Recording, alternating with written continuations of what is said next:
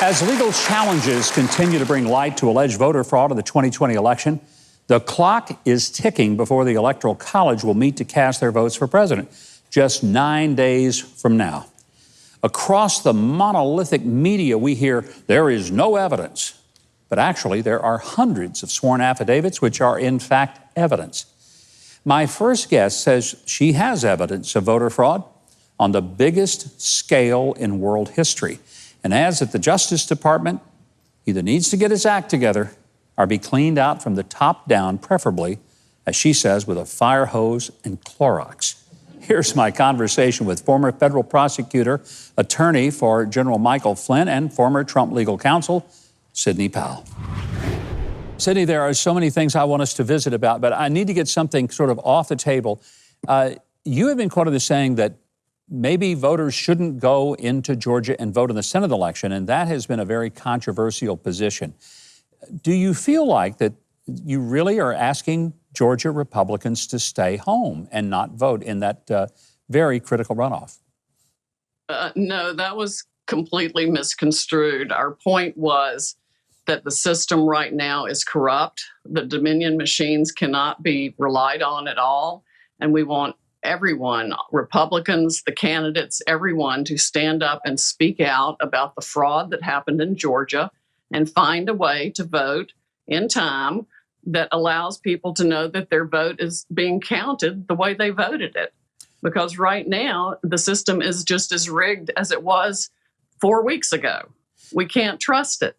And there has to be a way to get it right so that everyone who votes, and we encourage everyone to vote, knows their vote is real and being counted and not shaded or have results shaved off of it and given to another candidate or otherwise rigged. Well, I mean, you can't repeat the same procedure and expect a different result. Well, I appreciate your clarity on that, because I think you've been vilified by some people who said that you were trying to essentially throw the election to the Democrats. And I said, I don't think that's what Sidney Powell would want to do. I think I know her well enough. You are a rock star lawyer, and I say that with great affection and admiration for the many things that you have done in your legal career that have been breakthrough moments. What you're dealing with right now in looking at the election and the manner in which it was held in a lot of states, have you ever dealt with anything quite like this before? And why should everyone be worried about it?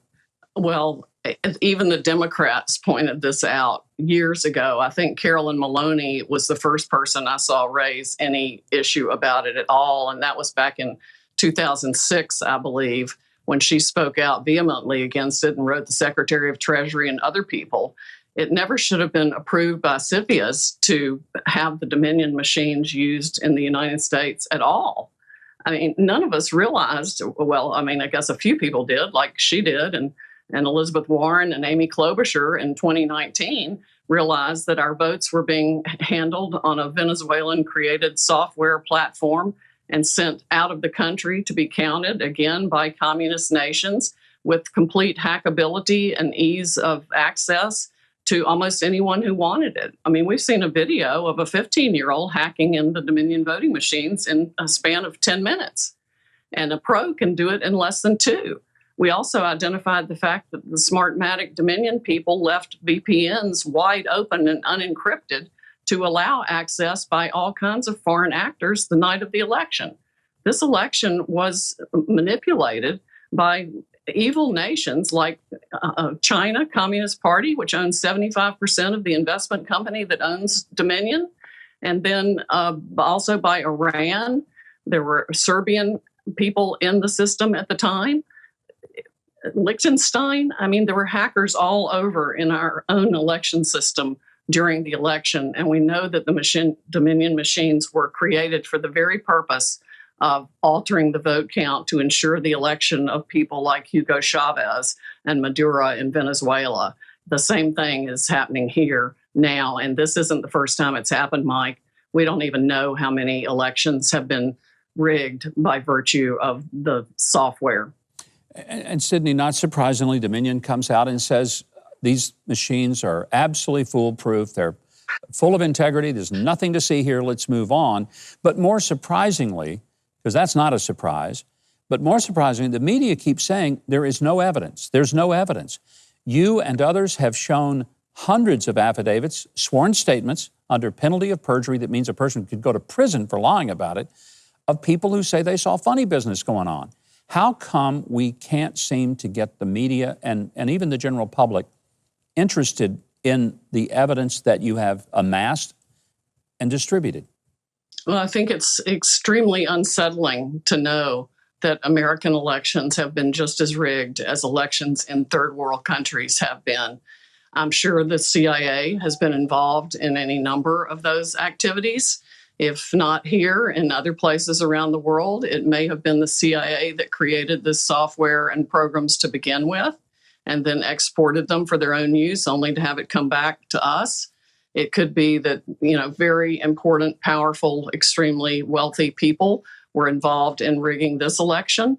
It's globalist interests. I mean, frankly, everyone in the world, except for the millions of Americans that wanted to elect Donald Trump to clean up the swamp and drain the swamp, want this world to continue the way it was, with them having all the power and working behind the scenes to rig elections and everything else so that they could profit from their own nefarious activities. It's massive. I'm sure the media companies are involved in it too. I noticed how all the same night, as if they were cued at once.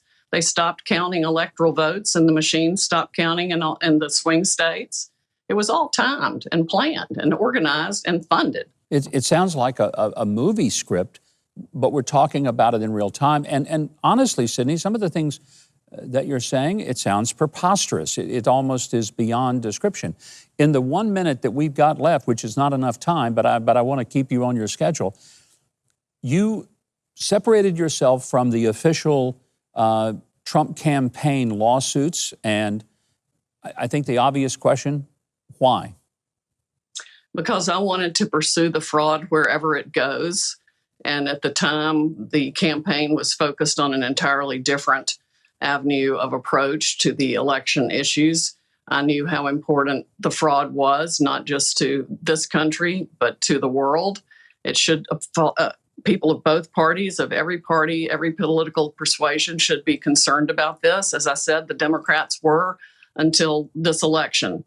So there's no telling how many congressional and Senate seats and even governorships we've lost, Mike, because of this. They've been telling us the country has been trending blue. It has not. That is an abject lie. And we've collected the data that's going to show that, among many other things. Even though we're out of time, a quick answer on this one. Is it too late to change the results? No, it's not too late. Okay. No, it's not too late. The people must absolutely demand it. The electors have not been chosen yet.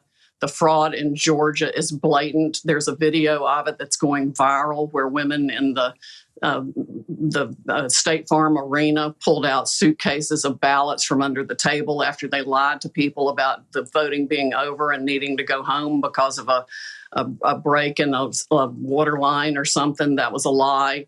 And they counted for 3 hours and put illegal ballots through the machine. That was more than 20,000 votes for Biden that were false, fraudulent ballots. That alone flips the state of Georgia. And the fact that the senators and the governors haven't risen up and demanded that be fixed is extremely painful and telling.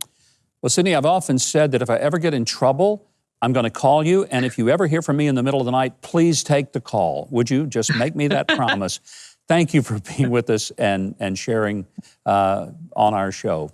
Thank you very much. You're welcome. Thank you for all that you do. You can keep up with Sidney Powell on Twitter and her website, SidneyPowell.com. You can also pick up Sidney's books, including her latest called Conviction Machine, wherever books are sold.